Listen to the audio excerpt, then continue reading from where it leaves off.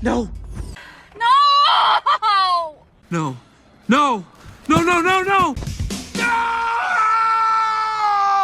To think that this is gonna be the first time where I make a video, well, I make my very first video where I show my face and I use my voice, is to talk about something that I've been struggling with my whole life.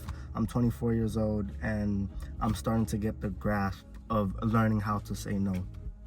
This doesn't get talked that much nowadays, especially in the world that we're living in, where it's always a do, always a thing where we have to do something, and there's times where you won't even have the time to say no. And I know it sounds crazy, you don't have the time to say no. For lack of better words, you don't have the courage to say no and to stand up for yourself.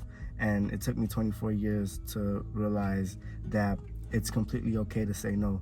The way that I was raised and the type of family that I grew up in, my parents always taught me to be respectful to your elders. Do not speak unless you're spoken to. If somebody needs help and you are able to do it, go ahead and do it at all times. And it was never taught for me, or it was never taught to me, that it was okay to say no, especially if it was something that hinders your own progress or growth, or something that would have put you in the back burner. Or you know what? I can't sit here and blame it on my upbringing. Maybe it was taught to me, but being that young, it didn't register to me that it was okay to say no. Excuse me, fellas. Jack, I already told you, you can widen that easement on Hamburg. Actually, it's about that resolution you're thinking about passing. Discussion is ended. Thing is that it's a bad idea. I'm gonna be completely honest with you. I would have avoided many situations. I would have avoided many problems, even the past couple of years, all the way up to when I first started being on my own, middle school and afterwards. I would have avoided so many things if I would have just had the courage to stand up for myself. And I gotta give myself grace, because it's never too late to learn a skill. And I really do think that it is a skill to say no. You know, I gotta give myself grace. And I'm so glad that it is right now that I can learn this. And I don't know what you're dealing with, I don't know what you're struggling with, but it's not even too late for you if you are struggling with this. Another thing for me too, I was always a yes man or this pleaser type of person, because I never wanted to be looked out as an outcast.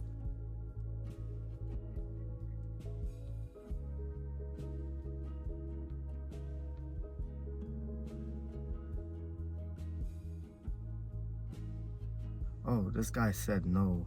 We're not gonna take him in, or we're not gonna accept him because he doesn't want to do this for us. I was always scared of not fitting in. I was always scared of I was just always scared to not fit in, you know. And there's a couple of things that I've learned too, is that you don't have to say outright no. You know, there's ways to, you know, soften the blow, and it's a beautiful thing too. Come with me. Hugo, you're the Teen Titan. That's who you are. That's not me. I'm not a hero. I'm not out to save the world. I'm just a girl with a geometry test next period, and I haven't studied. I'll give you an example. My job wants me to do some extra hours.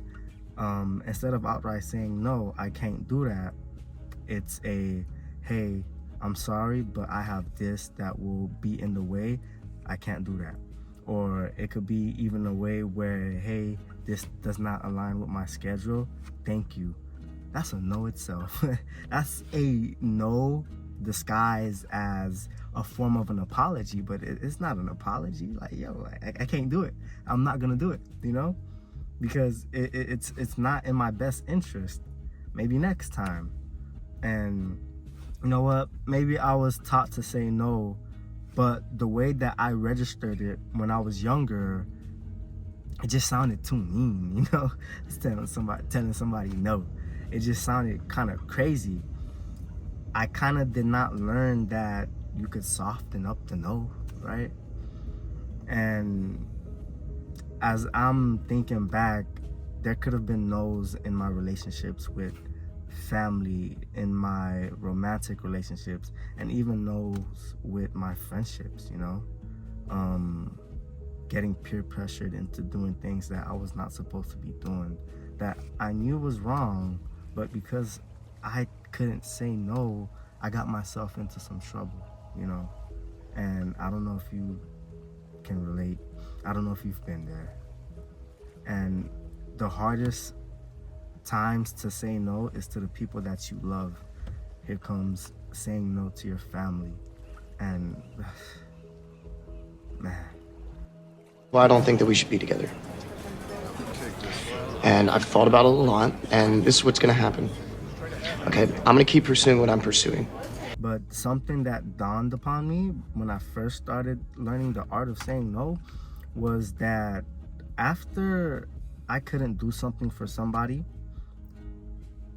they found a way. Or if push came to shove, they made it happen themselves, you know?